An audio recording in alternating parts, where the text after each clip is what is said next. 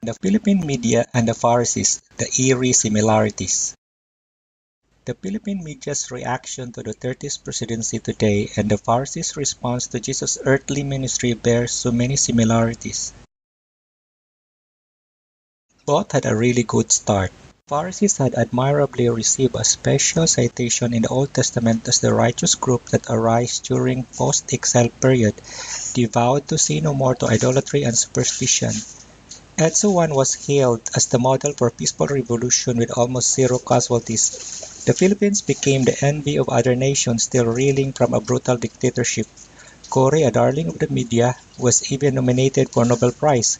Ever since, the media considered themselves being part of the successful struggle for democracy, devout to say no more to martial law and authoritarianism. They eventually became blind. Eventually, the Pharisees' fixation to the ritualistic practice transformed them as blind guides that brought little to uplift the spiritual condition of the people. Soon, the media's obsession to their triumphant march of democracy made them blind to their complicity of the types of people in power and that the regime change brought little to uplift the lives of the poor. Both share the same victims, the poor. Because of the pharisaical categorization of ceremonial law as having the same weight as the moral law, the intertestamental Israelites shook the people in the process by giving them a yoke they could hardly bear.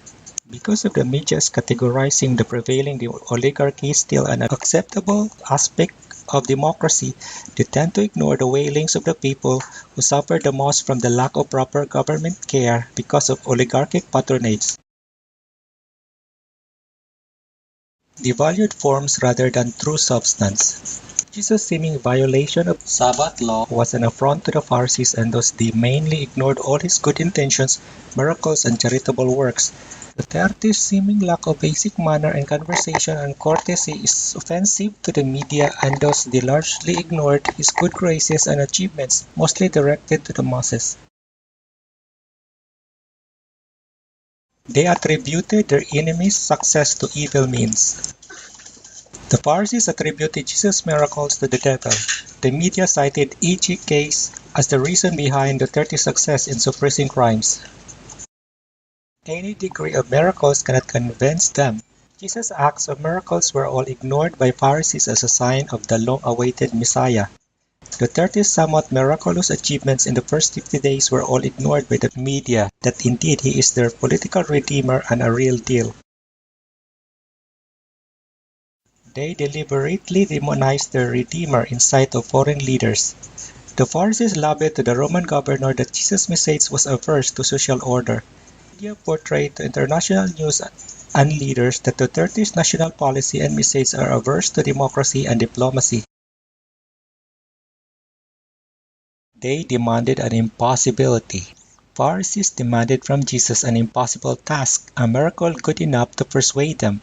The media demanded from Duterte an impossible job, solving drugs without or negligible killings of drug dependents or decently handling the huge number of surrenderies rehabilitation with no government budget in his hands.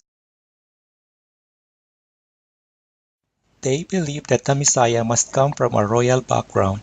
While Jesus came from the line of David, his lowly birth did not fascinate the Pharisees his messianic material. While Duterte came from a bloodline of a well-to-do family, his humble place in Davao did not attract the media his presidential material.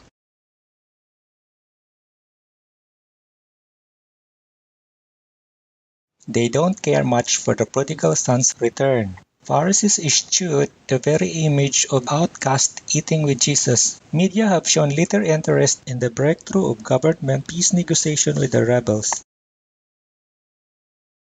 They incited the people against the Redeemer. Pharisees rallied the people to call for their spiritual Redeemer's crucifixion. The media are using their heavy artillery and influence to incite the people to think how badly they choose their political redeemer and therefore unfit to govern.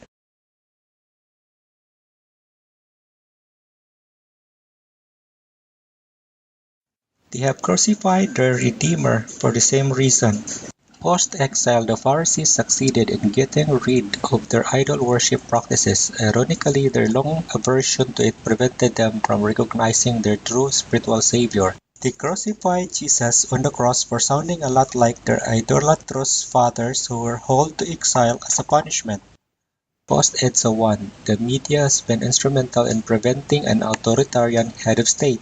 Ironically, their long aversion to it prevented them from recognizing their true political savior. They are crucifying Duterte in the news for sounding a lot like Marcos who muscled them during martial law.